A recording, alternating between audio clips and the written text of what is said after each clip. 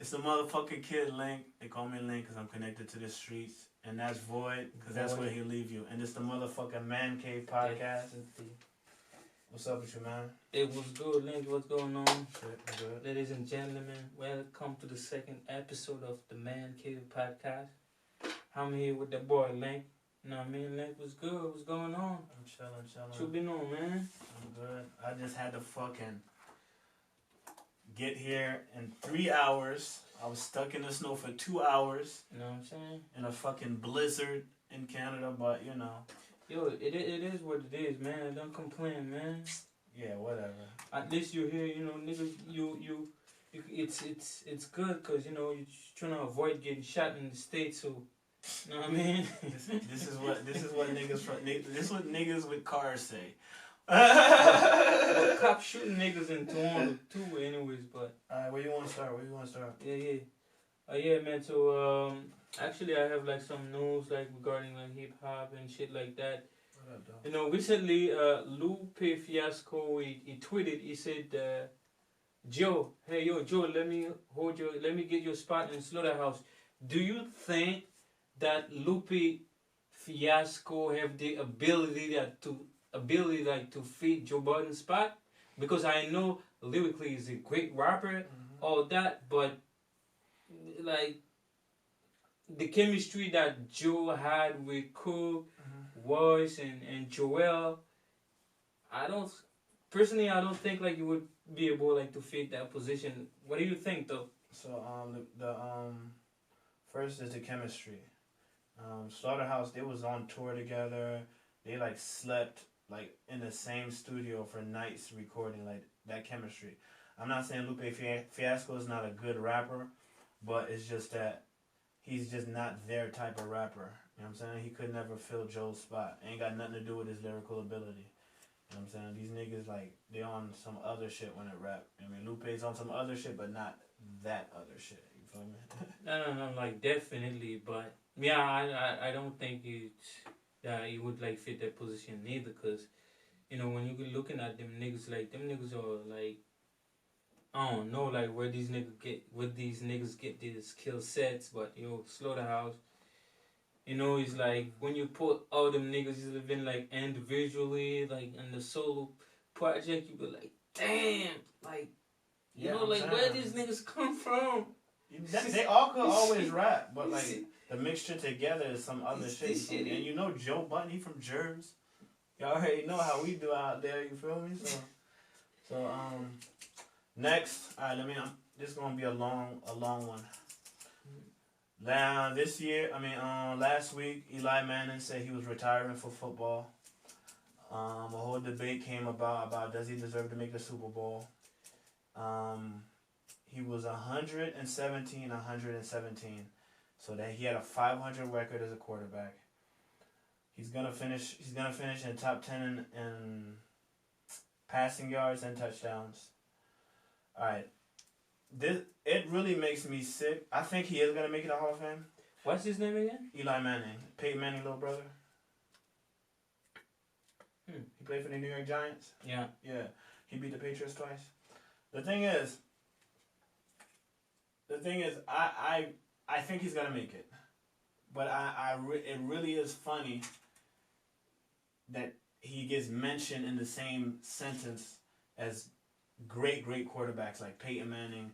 You know, what do you think? He's not supposed to be in that position. He's not qualified enough. So based on what it is, they talk about Super Bowls. If you get Super Bowls, you're gonna make it to the Hall of Fame. But if you just base his fucking shit on what he did, them fucking Super Bowls were very, very lucky. And those Super Bowls is it. You know what I mean? He made the playoffs sometimes.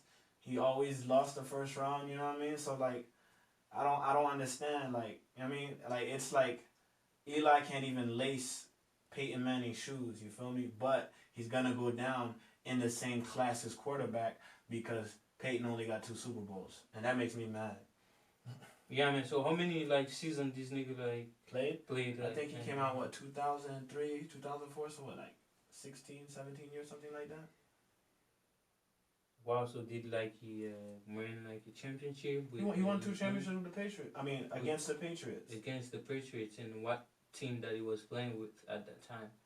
New York Giants. Nigga, I just told you this. Oh, my bad. My focus is kind of like, you know, kind of all over. So yeah, scattered. So what else you got, man? What else going on, man? I gotta go to my Facebook for this one. This is a story. Because it is digging in Facebook. Nah, this is some serious shit right here. It's serious shit, but it's like it's complicated serious shit. Hold on. Shit is complicated sometimes, man. Alright, so I'm gonna open the article, then I'm gonna read from there.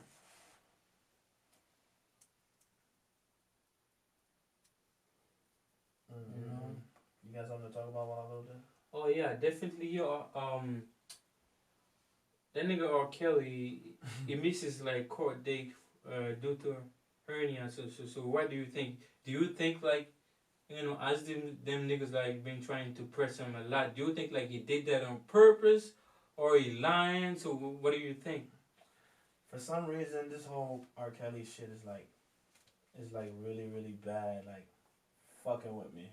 You know what I'm saying? So why is that shit is fucking with you personally? Cause for some reason I know he did it, but for some reason you know what, he did it. Yeah. What? I'm talking about all the shit, all the bitches he done fucked, all them underage bitches. Yeah. Yeah. You think he did fuck these bitches? Of course, it's on tape. But that's not my argument. The thing is, I think he's gonna get off, man. For some reason, I think he's gonna get off. Like, how is going to get off like those charges? I don't know. It's a lot. I don't know. Like I told my boy 2 years ago that like that when Tekashi 6ix9ine first got ran down on, the feds came to get him. I said, yo, he's gonna get out of prison. He's gonna beat it. He didn't beat it, but basically he's still fighting the charges. Right? Right? He's getting out in July. He's gonna be out. He already got sentenced. So the thing is, I told him back then, I said, yo, Tekashi is not gonna stay in jail. He said, yo, he's facing 47 years. I'm like, yo, listen, he's making labels too much money. Exactly. To fucking stay in jail. And they're like, yeah, right, whatever. Look at him. He's gonna be out in July. This little dude is, you know what I'm saying? It's still lucrative for the labels like to let him like die in jail. Shit is business at the end of the day, man. It is. But if he had more music, they would let him die. But he only got a little bit. If you die, your shit get more valuable. But he only got that music. Yeah, it's fucked up because I was gonna talk to you about that. You know, like there's a judge. He explained like why Tekashi should be with men behind bars, and then it's so funny. Like George said he said like was explaining why Tekashi should remain behind bars, but. Me, I don't think we need like this kind of like individual in the street. So because let's face it, if them niggas see him in the street, of course they're gonna take shot of him. Like people bystanders might get hit though. Yeah. Me, that's my only concern. I don't give a fuck about this dude, but the innocent people in the streets, you know what I'm saying, that might get struck by a bullet. Due to the fact that they was in the wrong place at the wrong time, so that's my only concern. But other than that, I don't give a fuck about this little dude's safety or whatever. Maybe the blood people he snitched on, but all of them are behind bars. I don't think anybody cares about snitching. Yo, them niggas still got little soldiers, although they're behind bars. They do, but there's nobody nobody knows who leads that gang right now. You feel me? So. I don't think anything's gonna happen to him. I think he's gonna have security, and he's probably gonna tour overseas, make a lot of money. You know what I'm saying? But niggas don't care about snitching like they used to. Oh yeah, huh? Like back in the days, if you snitch, it was like it's bad. It's bad. Nigga, you gotta like move, like do another state or another country, so niggas not gonna touch you. But these days, it's still like it's look like. That shit is popping being a snitch, but you know what I'm saying? this shit is hilarious. Alright, so here we go. The National Academy of Recording Arts' first ever woman CEO, Deborah Dugan, was placed on academic leave 10 days prior to the 2020 Grammy Awards. According to Good Morning America, Duggan was placed on a leave after filing a human resources complaint against the Academy.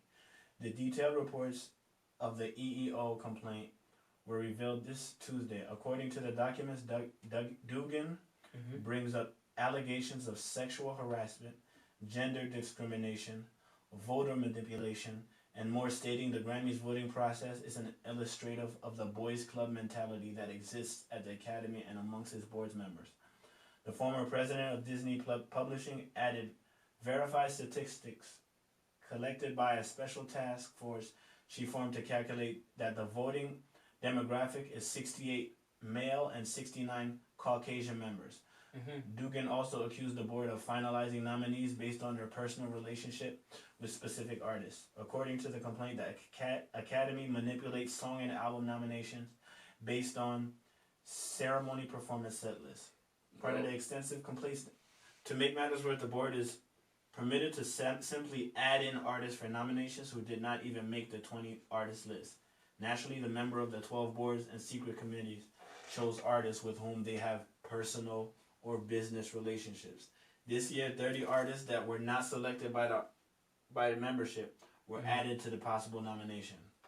Moreover, in an outrageous conflict of interest, the board has selected artists who are under consideration for a nomination to sit on the committee that is voting for the category for which that have been nominated. As a result, one artist who initially ranked 18th out of 20 in the Song of the Year category ended up with a nomination. The artist was actually permitted to sit on the Song of the Year nomination committee. Incredibly, this artist is also represented by a board member. So we've been hearing for years and years. Yeah. Nobody says anything ever. That when people get nominated and people get Grammy Awards, it's all politics. It is.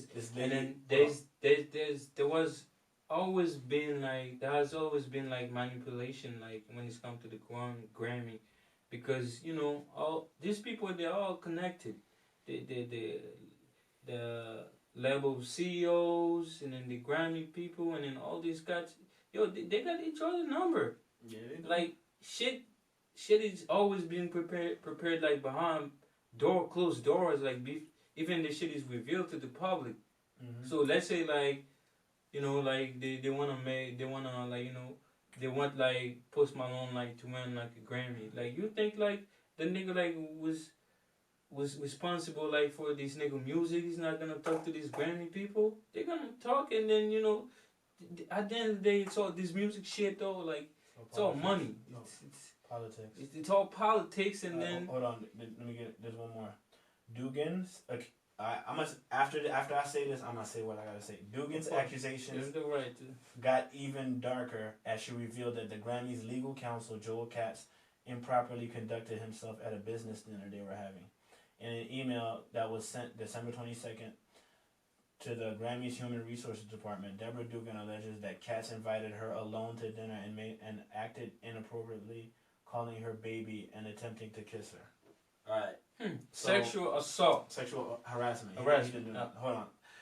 All right. Let me. I got a whole part.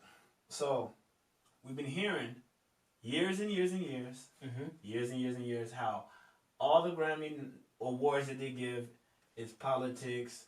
Like they always fucking leave out black people. It doesn't matter how many albums you sell, stuff like that. None of that shit is really matter. All that shit is true. We've been known it's true. So for us to confirm it's true, this white bitch had to get sexually harassed for her to put out everything. You feel me? Like, shit is crazy. I feel like I'm torn about this. Like I'm happy that it's in the public. Niggas know that. Niggas but like this shit didn't have to happen in order. Exactly. Like That's what I'm saying. So like that's the only way we know. Like 2003. Well, what if that event didn't happen? Didn't take place? We would have never known. We would have never known, right? Just like what 2003 when fucking 50 Cent had sold 10 million records. Yeah. Best new artist goes to some rock band that I don't even remember their name right now. You know what I'm saying? Like it makes sense. It's been making sense. Like that's why I stopped watching the Grammys. Like what? Honest, last time I watched the Grammys was when Kanye was wilding. Oh, when he took the No, like that year. I think that was an MTV. It's not the Taylor Swift like. Yeah, that was I think that was the MTV Awards, but that's the last year I watched it because I'm like, nobody's gonna win, and nobody that we like is gonna win. You know what I mean? No matter how good their album was, so I'm like, fuck this bullshit. It's all garbage, like the Grammy. It's like the Oscars. Like I think like, you know what, like especially new artists, they should not have to go to sign with labels and all this shit because all this fuck mockery, bro. I don't think it's worth it. What I think is like for a young artist to do the better thing, I would be like you have like a team of solid individual with you, and then you know what I'm saying, like niggas that good at doing promotion and shit like that, and like a marketing firm. Like you don't need a promoter. You need a marketing firm. Somebody that's what they do is market. Yeah, but these days, like, there's too many ways that you can make money that the label is not gonna eat off what you know, just like just like podcasts. Exactly. You know what I'm saying? But niggas, a lot of niggas, they need to study the game and then before, like, you know, before even stepping in the game, because it's too many ways with the internet these days. Like now we have the ability to do shit that back in 2004 and the 2000 that, you know what I'm saying, that was like impossible to do. You know what I'm saying? Like to the fact it wasn't impossible. We just wasn't hip to it yet. Yeah, but the internet wasn't. People got discovered on MySpace and shit. You feel me? Yeah, but internet wasn't that popping that much. That's my point. So now these days, like, look, like it's crazy, man. Like, it's man. Easy to use. It's easy to use. Easy. My mom called me on Messenger. Exactly.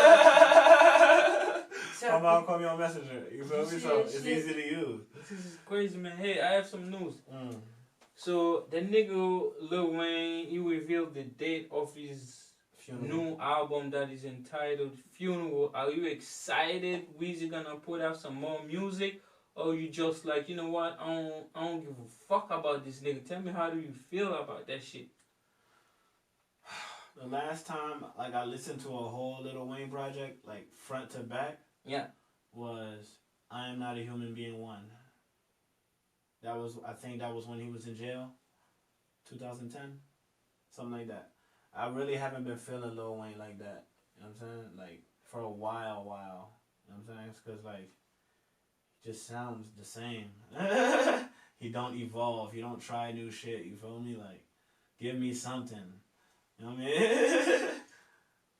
Like, I don't know, man. I'm not excited at all, but I used to enjoy like Wayne music. Yeah, mixtape Wayne. Back in the day. Back in the days, but these days, the shit that he be putting out. 2008, 2009, 2000, even 2010. There's some songs 2011, 2012 with Drake. He had some good shit. But. You know, it's like, it sounds like every other niggas. That's the thing. Nah, and then every other nigga sounds like him. No, you're right. You're right. Because let's face it, we wouldn't have Young Thug without Lil Wayne. We wouldn't have Young Thug. A lot of niggas like they all inspired by Wayne. That shit is crazy. Baby. All them dudes is harmonizing and shit like that. Him and T-Pain. There was a lot of people you wouldn't have. You know what? There's niggas that was doing this shit even before Wayne. What? That's the shit that you don't know, huh? The auto-tune? No, not the auto-tune, the melody shit. Oh. Yeah, but I'm talking about like a lot. You feel me? Like your whole album is melodies. You feel me? Niggas wasn't doing that shit like, you know what I'm saying? They started doing it like when he did it. I know like niggas who been doing that shit, the melodic shit even the whole time. Wayne. The whole time. Yeah. The whole time. Yeah, when you take a nigga like Z.O. Okay. But this nigga been singing in this melodic shit. Nobody knew about him until like what? 2006? When everybody from Houston came out? 2006, 2007? Yeah, but you gotta give that nigga his credit and shit cool. Like that. But you know what I'm saying? But I don't think he's no pioneer in that shit. You feel me? But that nigga's still a legend. Yeah, he is a legend. He's a legend, but we talking about this shit, the way this is singing shit, the singing rap. Yeah, exactly. Max B, Lil Wayne, T-Pain. That whole strip right there. They fucking put their whole fucking them niggas kinda like take over. They kind of like, you know what I'm saying? It's like WoW started it, and then at a certain point they be like, who? Like, I mean, Zero. He ain't started. No, man. I'm saying he's not. I'm not saying he started it. I said he's like he started that, or he took it from somebody, and then now them niggas like take that shit from him, and then they keep running with it. But anyway, so you know what? You're entitled to your own opinion. Me, I'm entitled to mine. Okay. It's just like whatever, man. All I'm saying is, niggas started fucking like that's what's happening to T-Pain. A whole bunch of niggas using auto-tune. He started that shit. You feel me? And niggas is like, nah, I don't sound like them. They sound like me. I've been doing this, nigga. I got 35 number ones, 40 top 40 hits. You feel me? Like, what you mean? I've been doing this. Like, these niggas sound like me. No, like T-Pain, he really originated that auto-tune shit. So what's up? What do you have? What else you have? What about Super Bowl prediction? Who you think gonna win? Okay, who's the Kansas City versus San Francisco? Oh shit. 49ers, my nigga. Really? Of course. KC, they have a great team. Yeah. Them niggas are fucking amazing. If Patrick Mahomes win this Super Bowl, I don't think he ever has to win another Super Bowl again, and then he's gonna go down as the best of all time. I think he's definitely gonna win more than one, but if he wins this Super Bowl in his first 2 years, he would have went to the Super Bowl. The second year, he would have won the Super Bowl, and then the way he's playing, he could fucking smash all of Peyton Manning's records, all of them. Not even one. He's only 22, 23, 24, something like that. He's really young. He's that young? He's very young. Like, he's really young. These niggas have a bright future. Wow. Like 22? Mm-hmm. Jeez. Mm-hmm. Yeah, I'm trying to tell you. Yeah, I picked the Kansas City Chiefs. I think it's going to be a close game. 49ers got a good defense. But... So, by the way, what do you got? Kansas City. The Chiefs. So why you got the Chiefs? Because when in the playoffs, you live and die with your quarterback. And the best quarterback is on the Kansas City Chiefs. Oh yeah? Well, so they have chances on my chances are they might win. Patrick Mahomes versus that defense, and I think he could win against that defense. What else you got? What else I got? Won't be long. What else I got? Talk your combien minutes. 23. So yeah. So 20 minutes. What else I got?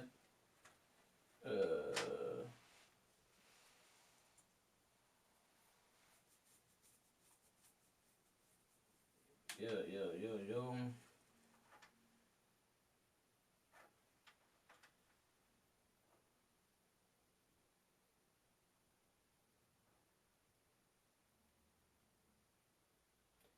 Yeah, but you know what? I wanted to talk about like some shit with you. Like, what do you think about like the women that are like submissive? What you mean? Like, you know, they listen to the man if the man said they exist. Yeah, do you think that exists? Do you think that exists or like? I don't know.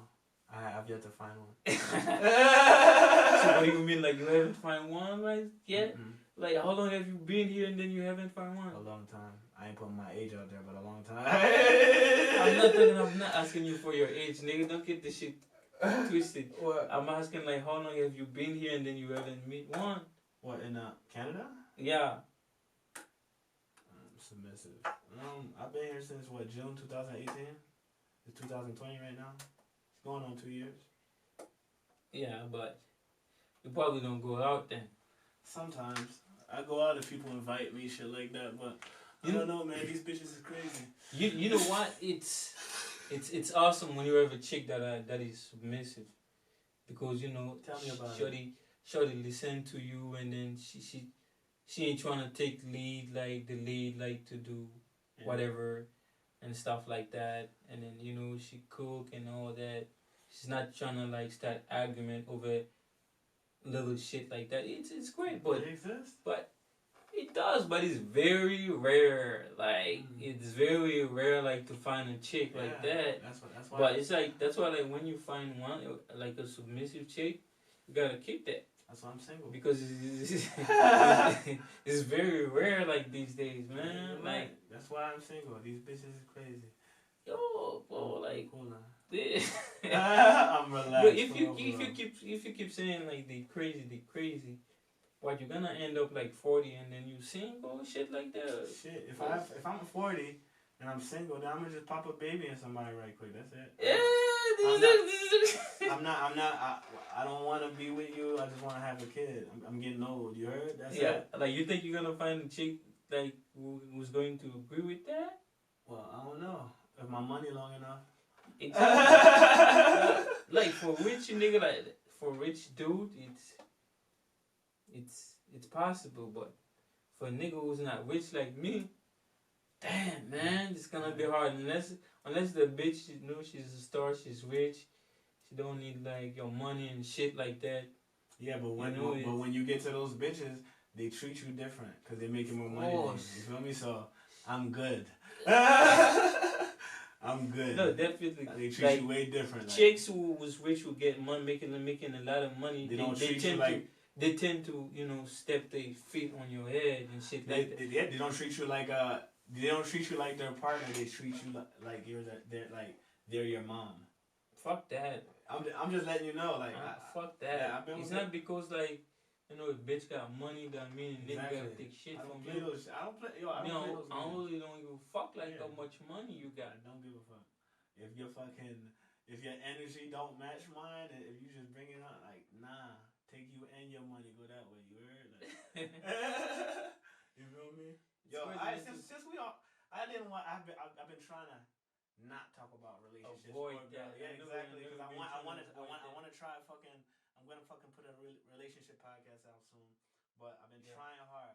So, The Big Bang Theory, Sheldon, the tall nigga on there, he put a relationship contract on his girl, not for marriage, just relationship. What do you think about that?